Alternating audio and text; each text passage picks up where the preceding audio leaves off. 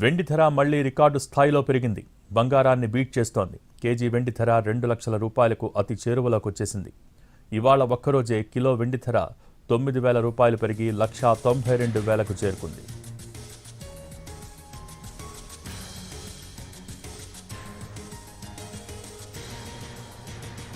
మరోవైపు బంగారం ధరలు కూడా స్వల్పంగా పెరిగాయి.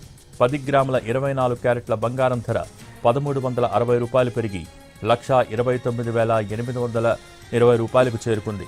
అలాగే 10 గ్రాముల 22 క్యారెట్ల బంగారం ధర 1,250 రూపాయలు పెరిగి 1,19,000 పలుకుతోంది.